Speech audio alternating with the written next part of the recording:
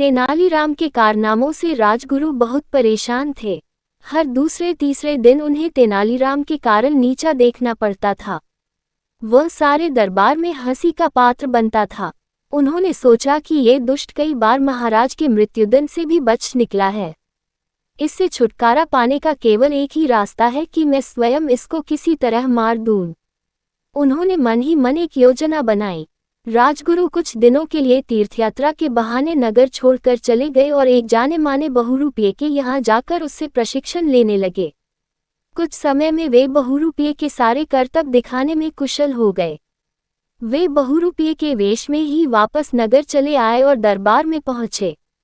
उन्होंने राजा से कहा कि वे तरह तरह के करतब दिखा सकते हैं।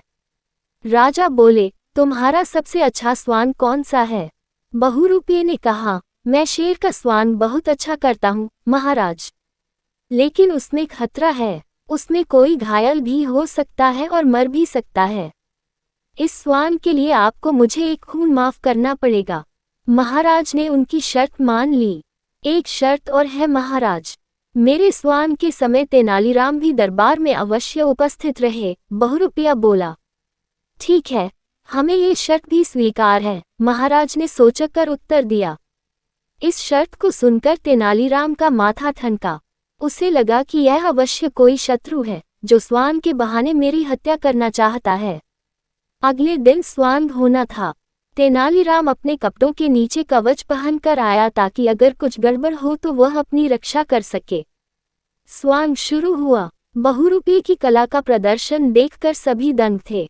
कुछ देर तक उछल कूद करने के बाद अचानक बहुरूपिया तेनालीराम के पास पहुंचा और उस पर झपट पड़ा। तेनालीराम तो पहले से ही तैयार था। उसने धीरे से अपने हथकंडे से उस पर वार किया। तिलमिलाता हुआ बहुरूपिया उछलकर जमीन पर गिर पड़ा। तेनालीराम पर हुए आक्रमण से राजा भी एकदम घबरा गए थे। कहीं तेनालीराम को कुछ हो जाता तो। उन्हें बहुरूपिये की शर्तों का ध्यान आया। एक खून की माफी और तेनालीराम के दरबार में उपस्थित रहने की शर्त। अवश्य दाल में कुछ काला है। उन्होंने तेनालीराम को अपने पास बुलाकर पूछा, तुम ठीक हो ना? घाव तो नहीं हुआ? तेनालीराम ने महाराज को कवच दिखा दिया। उसे एक खरोंच भी न आई थी। महाराज ने पूछा, क्या तुम्हें इस व्यक्ति पर संदेह था जो तुम कवच पहनकर आए हो? महाराज, अगर इसकी नीयत साफ होती तो ये दरबार में मेरे उपस्थित रहने की शर्त न रखता, तेनालीराम ने कहा। महाराज बोले, इस दुष्ट को मैं दंड देना चाहता हूँ। इसने तुम्हारे प्राण लेने का प्रयत्न किया है।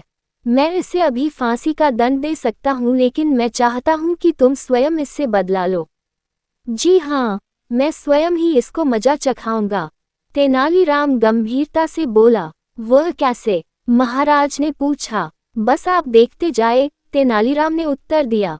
फिर तेनालीराम ने बहुरूपिये से कहा, महाराज तुम्हारी कला से बहुत प्रसन्न है। वह चाहते हैं कि कल तुम सती स्त्री का स्वांग दिखाओ। अगर उसमें तुम सफल हो गए तो महाराज की ओर से तुम्हें पुरस्कार के रूप में 5000 स्वर्ण मुद्राएं भेंट की जाएंगी। बहुरूपिये के वेश में छिपे राजगुरु ने मन ही मन कहा कि इस बार तो बुरे फंसे, लेकिन अब स्वांग दिखाए बिना चारा भी क्या था। तेनालीराम ने एक कुंड बनवाया। उसमें बहुत सी लकड़ियां जलवा दी गईं। वैद्य भी बुलवा लिए गए कि शायद तुरंत उपचार की आवश्यकता पड़े। बहुरूपिया सती का वेश बनाकर पहुंचा। उसका पहनावा इतना सुंदर था कि कोई कह नहीं सकता था कि वह असली स्त्री नहीं है। आखिर उसे जलते कुंड में बैठना ही पड़ा। कुछ पलों में ही लपटों में उसका सारा शरीर झुलसने लगा। तेनालीराम से ये देखा न गया। उसे दया आ गई। उसने बहुरूपिये को कुंड से बाहर निकलवाया। राजगुरु ने एकदम अपना असली रूप प्रकट कर दिया और तेनालीराम से क्षमा मांगने लगे। तेनालीराम ने हंसते हुए उसे क्षमा कर दिया और उपचार के लिए वैद्यों को सौंप दिया। कुछ ही दिनों में राजगुरु स्वस्थ हो गया। उसने तेनालीराम से कहा, आज के बाद मैं कभी तुम्हारे लिए मन में शत्रुता नहीं लाऊंगा।